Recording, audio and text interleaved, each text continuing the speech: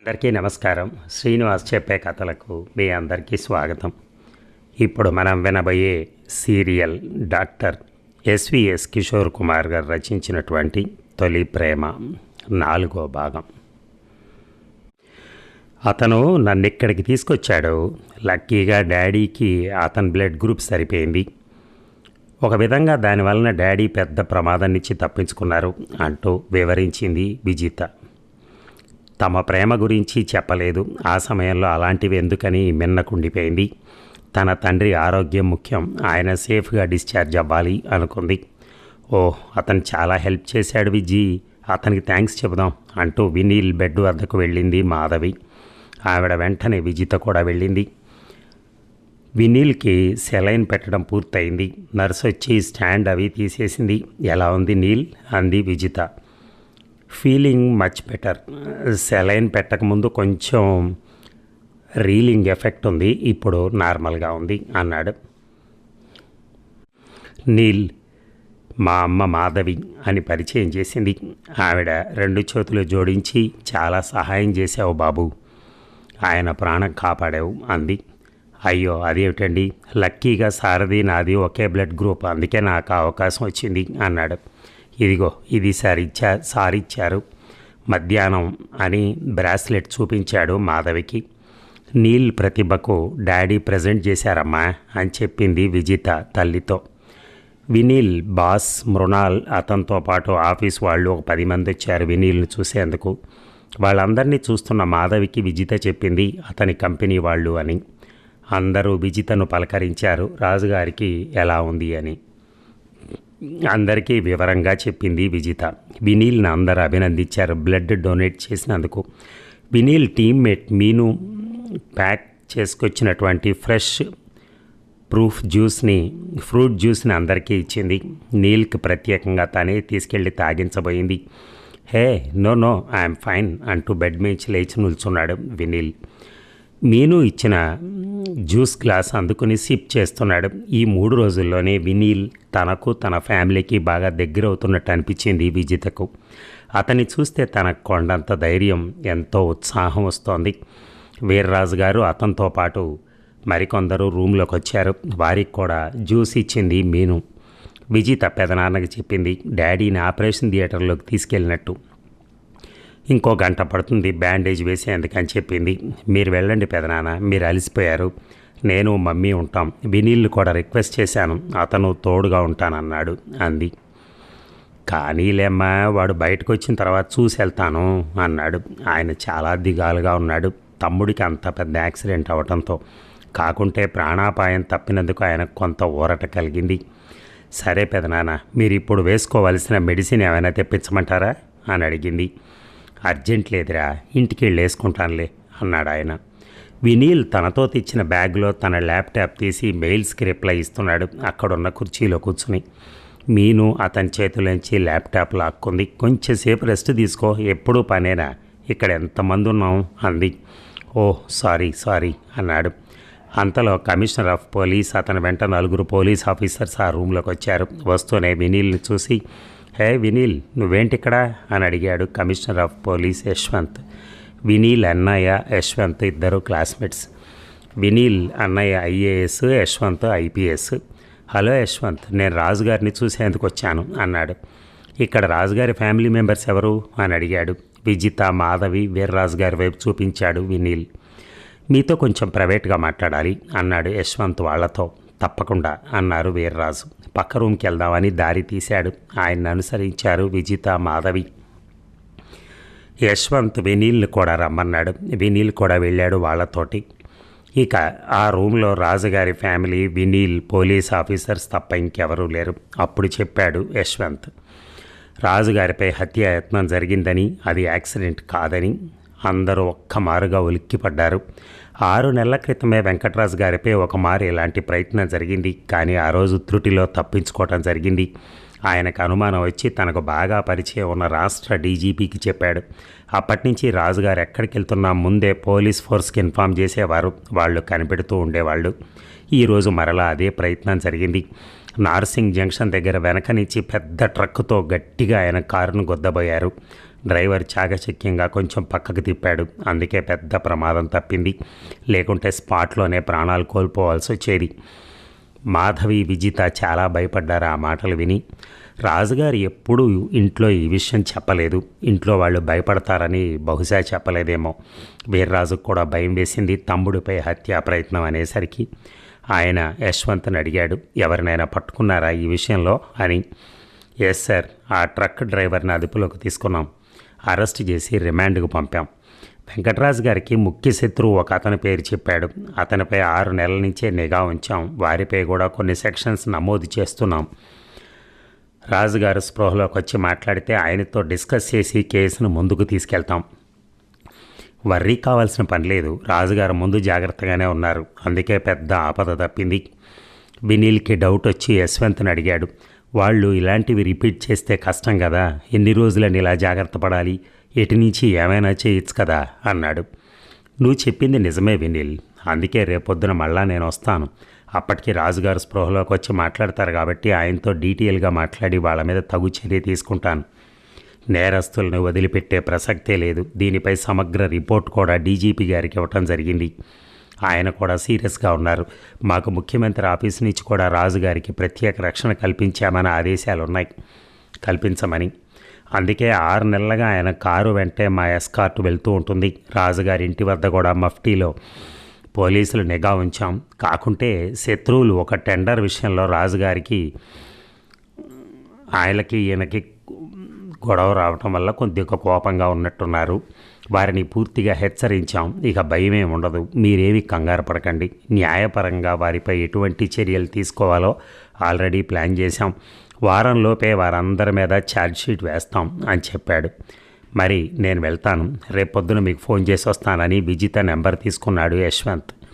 అందరూ లేచారు. ఆ రూమ్ నుంచి బయటకు వచ్చారు. ఇంకేంట్రా వినీల్, ఏంటి విశేషాలు అని అడిగాడు యశ్వంత్.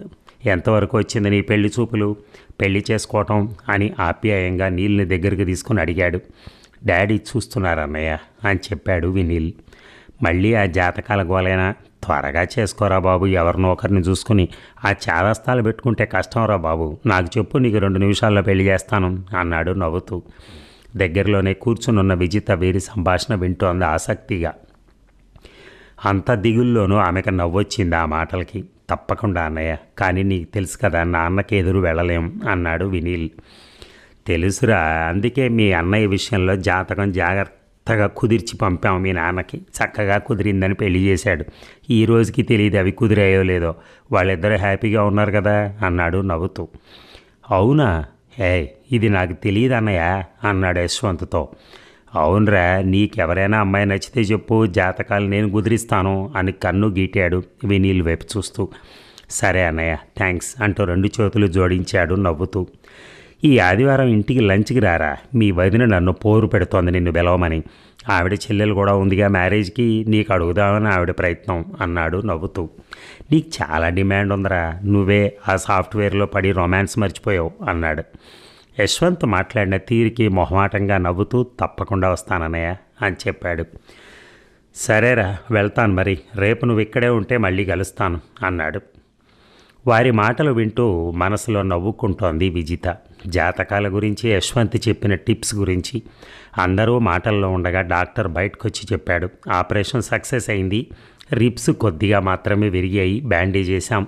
2 నెలలు పూర్తి రెస్ట్ అవసరం అని చెప్పాడు విజిత మాధవితో.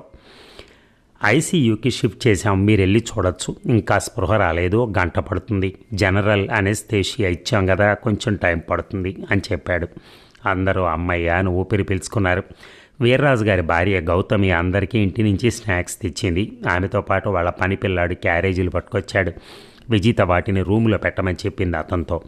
మాధవి, విజిత, వీర్రాజు, గౌతమి అందరూ ఐసీయూలోకి వెళ్తున్నారు.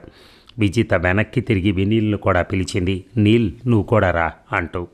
ఇంతమంది లోపలుంటే పేషెంట్కి ఇబ్బంది విజిత అన్నాడు. పర్వాలేదురా అంది. తప్పదన్నట్టుగా లోపలికి వెళ్ళాడు వాళ్ళతో. అది వీఐపీ ఐసీయూ కావడంతో చాలా పెద్దదిగా. వెంకటరాజు గారు ఒక్కరే బెడ్లో ఉన్నారు. ఆయనకి ఇంకా స్పృహ రాలేదు. పక్కనే డాక్టర్, నర్సు ఉన్నారు. అందరూ ఆయన దగ్గరికి వెళ్ళారు. విజిత బ్యాండేజ్ అవి చెక్ చేసింది. తల్లితో భయమేం లేదు మమ్మీ, త్వరలోనే కోలుకుంటారు. కాకుంటే డాక్టర్ చెప్పినట్టుగా 2 నెలలు ఇంటి నుంచి కదలకుండా ఉంటే మంచిది అని చెప్పింది. తమ్ముడిని అలా చూడగానే వీర్రాజు కళ్ళల్లో నీళ్లు తిరిగాయి. ఆయన ఆస్తులు కూడా వెంకటరాజు గారే మేనేజ్ చేసి బాగా డెవలప్ చేశాడు. వీర్రాజుకి అంత బిజినెస్ అనుభవం లేదు. తమ్ముడే కొండంత అండ అతనికి. ఆయన 2 కూతుళ్ళు పెళ్ళిళ్ళై ఫారిన్లో సెటిల్ అయ్యారు. ఆయనకి ఏ సమస్య ఇచ్చినా వెంకటరాజు చూసుకుంటూ ఉంటాడు. అలాంటి తమ్ముడు ఇలా ఉన్నాడంటే ఆయనకి గుండె లోతుల్లో దుఃఖం పొంగుకొచ్చింది. గౌతమి భర్త కళ్ళల్లో నీళ్లు చూసి, ఊరుకోండి బావగారు త్వరలోనే కోలుకుంటారు అని ఓదార్చింది. వినీల్ ఆయన త్వరగా కోలుకోవాలని మనసులో అనుకున్నాడు. కాకుంటే ఈ 2 నెలలు విజిత అన్ని బిజినెస్ వ్యవహారాలు చూసుకోవాలి. వెంకటరాజు గారి వ్యాపార సామ్రాజ్యం చాలా పెద్దది. ఆయన కాబట్టి తనదైన శైలిలో అభివృద్ధి చేస్తూ వస్తున్నాడు. తనకంటూ ఓ గుర్తింపు తెచ్చుకున్నాడు. మన దేశంలోనే కాక విదేశాల్లో కూడా ఆయన వ్యాపారం ఉంది. అమ్మో, ఇంత బిజినెస్ విజిత ఎలా చూస్తుందో, ఎలా నెగ్గుకొస్తుందో అని ఉలిక్కిపడ్డాడు. ఇక అప్పుడు టైం 10 దాటింది. రాజుగారు స్పృహలో రావడానికి ఇంకొక గంట పైనే పడుతుంది. అందరూ ఐసీయూ నుంచి బయటకు వస్తుంటే మాధవి తను అక్కడే కూర్చుంటానని చెప్పింది. కాస్త ఏదైనా తినేసి వచ్చి కూర్చోమ్మా అంది గౌతమి. నేను ఇంటి నుంచి అందరికీ టిఫిన్ తీసుకొచ్చాను అని చెప్పింది. సరే అని అందరూ బయటకు వచ్చారు. అక్కడే వెయిట్ చేస్తున్న మృణాల్, ఆఫీస్ స్టాఫ్ ఎలా ఉంది అని అడిగారు వినీల్ని. బాగానే ఉన్నారు మృణాల్, స్పృహలోకి రావడానికి ఇంకో గంట పడుతుంది అని చెప్పాడు వినీల్. సరే వినీల్, మేము రేపొచ్చి కలుస్తాం రాజుగారిని అని చెప్పి వాళ్ళు బయలుదేరారు. వీర్రాజు వినీల్ని తీసుకుని రూమ్లోకి వెళ్ళాడు. ఆడవాళ్ళు ప్లేట్లో స్నాక్స్ పెడుతున్నారు. ఎవరికి ఆకలి లేదు. అందరూ డల్గా ఉన్నారు. ఏదో మొక్కుబడిగా ఆ పూటకు తినాలి కాబట్టి తప్పట్లేదు.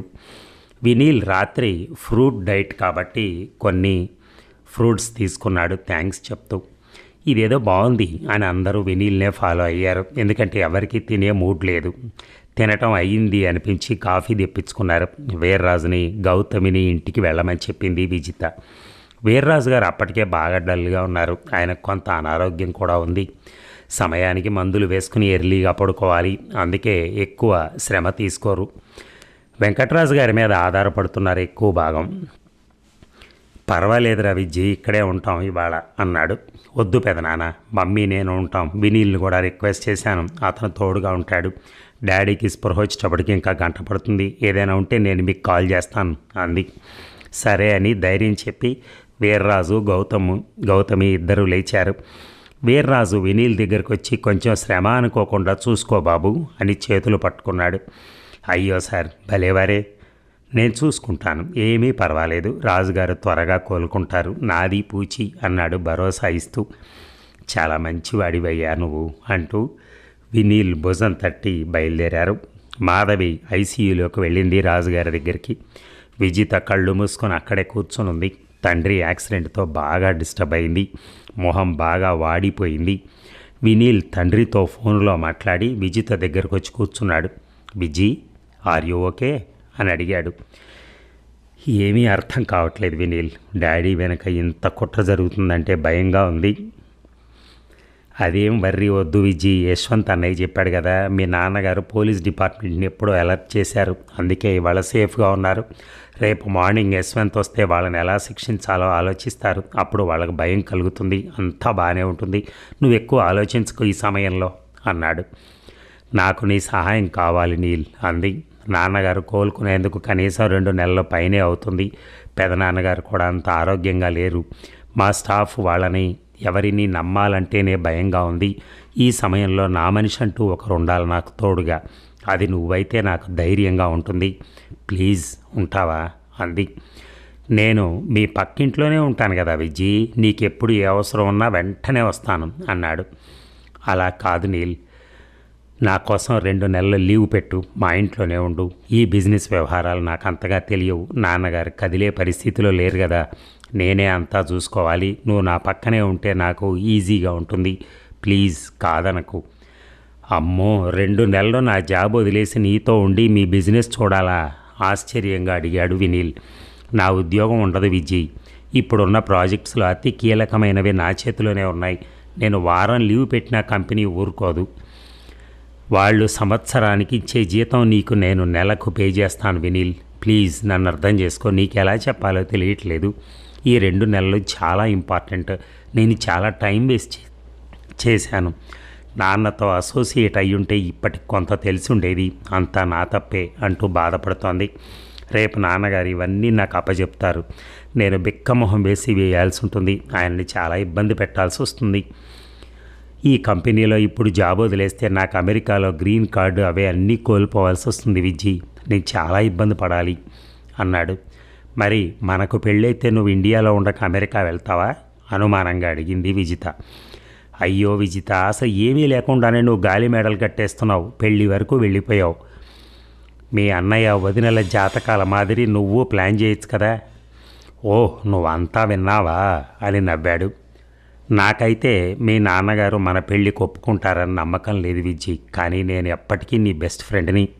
నా ఉద్యోగం, మీ బిజినెస్ రెండు నెలల పాటు చూడాలంటే మటుకు చాలా కష్టం అవుతుందేమో చూడాలి. కానీ ముందు మీ నాన్నగారు క్షేమంగా ఇంటికొచ్చి హ్యాపీగా ఉంటే ఆయనతో ఆలోచించి ఎలా చేయాలో ప్లాన్ చేద్దాం. ఆయన మైండ్లో ఏముందో మనకు తెలియదుగా.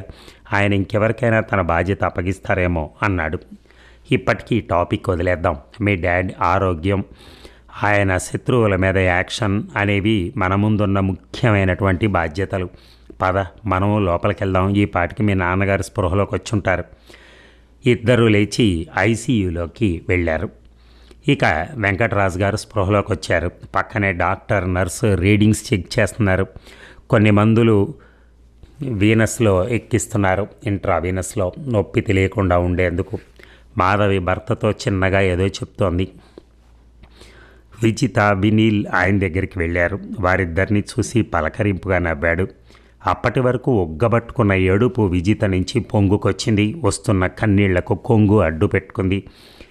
విజ్జి, ఏంట్రా ఇది? నేను బాగానే ఉన్నాను కదరా, ఎందుకు ఏడుస్తున్నావు అని అడిగాడు ఆయన. మాధవి కూడా కన్నీళ్లను ఆపుకొనుంది. విజితను దగ్గరకు తీసుకుని ఊరుకోరా అమ్మలు అంది. చాలా థ్యాంక్స్ వినీల్, మాధవి అంతా చెప్పింది అన్నారు ఆయన. అయ్యో, ఇప్పుడు అవన్నీ ఎందుకు సార్, మీరు కోలుకున్నారా? చాలు. డాక్టర్ విజితకు సైగ చేశాడు, ఎక్కువగా మాట్లాడకండి అని. ఓకే అని. సరే డాడీ, రెస్ట్ తీసుకోండి, మేము ఇక్కడే ఉంటాం. వినీల్ ఇక్కడే ఉంటాడు మాకు తోడుగా. పొద్దున వస్తాం. ఇప్పుడు మాట్లాడితే మీకు ఇబ్బంది అవుతుంది అని చెప్పి తల్లిని వినీల్ని తీసుకుని బయటికి నడిచింది. ఆ ఫ్లోర్లో వీఐపీలకు కేటాయించే రూమ్స్ ఉన్నాయి. ఐసీయూలో ఉన్న పేషెంట్కు తోడుగా ఉండేందుకు వీఐపీ రూమ్స్ ఉన్నాయి. ఆ రోజు వీఐపీ పేషెంట్ ఒక్క రాజుగారు కాబట్టి ఆ ఫ్లోర్ అంతా ఖాళీగా ఉంది. ఒక రూమ్ విజిత వాళ్లకు, మరో రూమ్ వినీల్కి కేటాయించారు. అప్పటికే టైం 12 కావడంతో అందరూ అలసిపోయి ఉన్నారు. విజిత, మాధవి తమ రూమ్లోకి వెళ్ళారు పడుకునేందుకు. అక్కడంతా ఖాళీగానే ఉండడంతో పెద్ద సోఫాలో కూర్చున్నారు వినీల్ తన ల్యాప్టాప్ పట్టుకొని. అతనికి రాత్రి మేలుకోవటం అలవాటే. తను సబ్మిట్ చేసిన ప్రాజెక్టు మీద మెయిల్స్ చూస్తున్నాడు. కొన్ని చేంజ్ రిక్వెస్ట్లు ఉన్నాయి కోడింగ్లో, అవి సరి చేస్తూ కూర్చున్నాడు. అక్కడే కాఫీ వెండింగ్ మిషన్ ఉండడంతో అబ్బా గ్రేట్ అనుకుంటూ కాఫీ పట్టుకుంటున్నాడు. వెనకనే విజిత కూడా నిలబడుంది. నాకు కూడా ఇవ్వు అంది. హే, నువ్వు ఇంకా పడుకోలేదా అన్నాడు వినీల్. లేదు వినీల్, కొంచెం టెన్స్గా ఉంది. అబ్బా ఎందుకంతా, డాడీ ఓకేనే కదా. అంతా ఓకే అయితే మీ నాన్నగారు రేపు డిశ్చార్జ్ అయ్యి ఇంటికి వచ్చేస్తారు. జరిగిన దానికి కొంత బాధ ఉంటుంది, తప్పదు. నేను చెప్పినంత సులువు కాదు, కానీ అదృష్టం కొద్దీ ఆయనకి ఏం కాలేదు. అది గాడ్స్ బ్లెస్సింగ్. ఒక కాఫీ విజితకిచ్చి తను ఒక కాఫీ తీసుకున్నాడు. ఇద్దరు సోఫాలో కూర్చుని సిప్ చేస్తున్నారు. మమ్మీ పడుకున్నారా? కళ్ళు మూసుకుని ఉంది. నాకు డౌట్ ఆమె కూడా ఆందోళనగానే ఉంది.